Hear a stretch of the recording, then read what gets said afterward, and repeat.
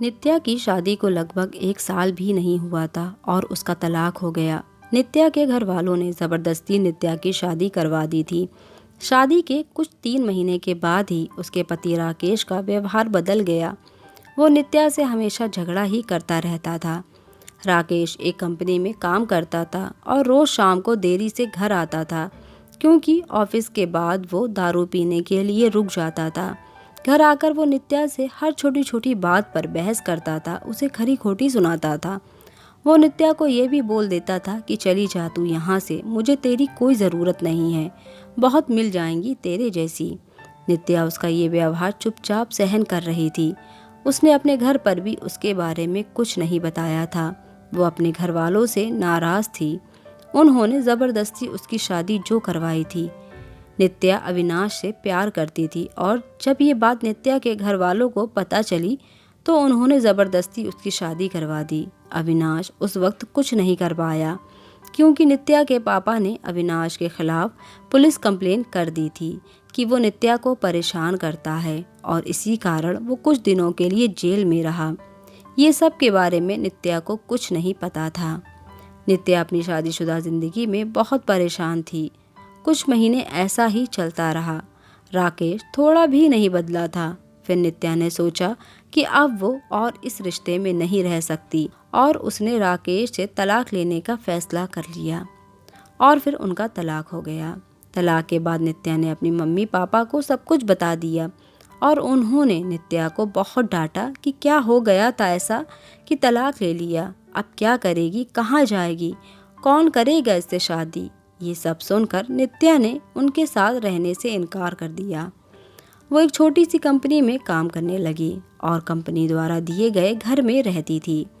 उसे कभी कभी अविनाश की बहुत याद आती थी, लेकिन उसने अविनाश से कभी संपर्क करने की कोशिश नहीं की। वो सोचती थी कि अब उसे किसी पर बोझ नहीं बनना, वो अपने पैरों पर खड़ा होना चाहती थी। वो अपना पूरा समय अपने काम को देती थी। उसका काम इतना अच्छा था कि 4 महीनों में ही उसका प्रमोशन हो गया और वो अपने डिपार्टमेंट की हेड बन गई।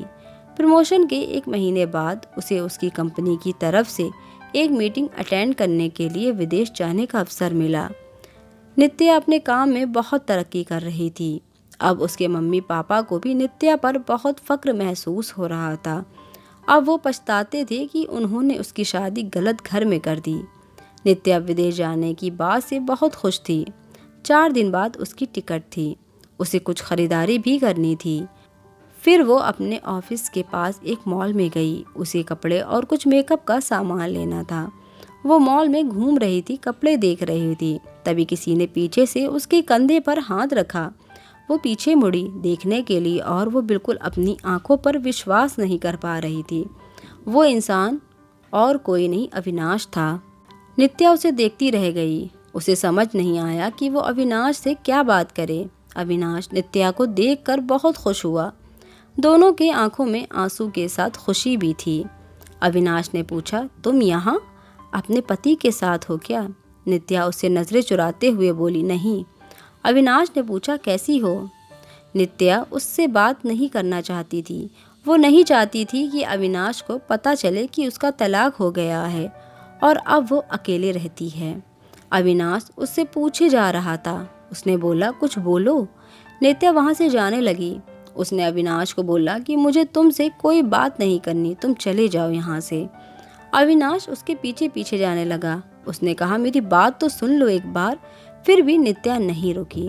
फिर अविनाश ने कहा, तुम्हें मेरी कसम है, बस एक बार रुक के मेरी बात तो सुन लो।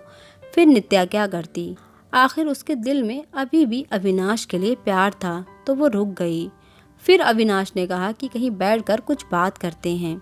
फिर वो दोनों मॉल के एक रेस्टोरेंट में गए। अविनाश ने उससे पूछा, कैसी हो? वो बोली, ठीक हूँ।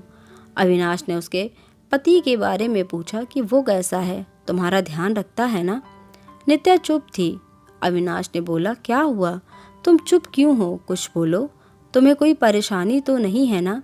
नित्या बोली, मेरा तलाक हो गया है। अविनाश को ये सुनते ही एक उम्मीद की किरण दिखने लगी। उसने पूछा, कब और क्यों? नित्या ने उसे सब बताया। अविनाश ने बोला, फिर अब तुम अकेले क्यों रहती हो? तुम अपने मम्मी पापा के पास क्यों नहीं गई या मुझे क्यों संपर्क करने की कोशिश क्यों नहीं की? नित्या बोली, तुम अगर मुझसे प्यार ही करते थे तो जब मेरी शादी हुई तब क्यों नहीं आए मुझे लेने? कहाँ थे तुम? उस वक्त मैं बिल्कुल अकेली हो गई थी और मजबूरी में शादी हो गई मेरी। अविनाश ने पूछा, क्या तुम्हारे पापा ने नहीं बताया कि उन्होंने मुझ पे पुलिस केस कर दिया था? मैं जेल में था कुछ महीने। ये सुनते ही नित्या चौंक गई। उसने कहा कि मुझे इसके बारे में कुछ नहीं पता। अविनाश ने उसे पूरी बात बताई। नित्या बोली, मैं माफ़ी मांगती हूँ तुमसे अपने पापा की तरफ से। अविनाश ने कहा, अब वो बात को जाने दो, मैं भूल चुका हूँ वो सब, अभी की बात करो। अविनाश ने बिना देर किए उससे पूछ लिया, क्या अब तुम मुझसे शादी करोगी? नित्या बोली, क्या तुमने अभी तक शादी नहीं की? अविनाश ने कहा, नहीं, मैं अभी अपने कैरियर पे ध्यान दे रहा हूँ और यहाँ कुछ काम से ही आया था। अब बोलो, शादी करोगी मुझसे? नित्या बोली, अभी 2 दिन में मैं अपने कंपनी की तरफ से विदेश जा रही हूँ एक मीटिंग के लिए। उधर से लौटकर उसके बारे में बात करते हैं। अविनाश ने कहा, पहले ही बहुत इंतज़ार किया है, अब और इंतज़ार नहीं होता, लेकिन फिर भी जैसा तुम कहोगी वैसा ही होगा। दोनों ने अपना फ़ोन नंबर दिया एक दूसरे को और अपने अपने घर चले गए। अविनाश उसे रोज़ फ़ोन करके उसका हाल चाल पूछता रहता था। 1 सप्ताह बाद नित्या अपनी मीटिंग ख़त्म करके लौट आई थी। अविनाश उसे मिलने के लिए बोल रहा था, लेकिन नित्या अपने ऑफिस में बहुत व्यस्त रहती थी। उसने कहा कि हम रविवार को मिलेंगे। फिर वो दोनों रविवार को उसी मॉल में मिले। अविनाश ने पहले उसके मीटिंग और काम के बारे में पूछा कि सब ठीक चल रहा है ना? नित्या ने कहा, हाँ, सब ठीक है। फिर अविनाश ने उससे शादी का पूछा। तुमने कहा था कि आके बताऊंगी शादी करोगी या नहीं, तो अब बोलो क्या सोचा है?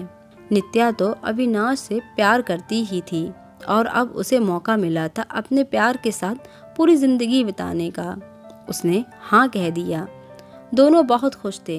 नित्या ने अपने घर पर अविनाश के बारे में सब कुछ बता दिया और इस बार उसके घर वाले उसके इस फैसले से मान गए, क्योंकि पहले उनसे एक गलती हो चुकी थी।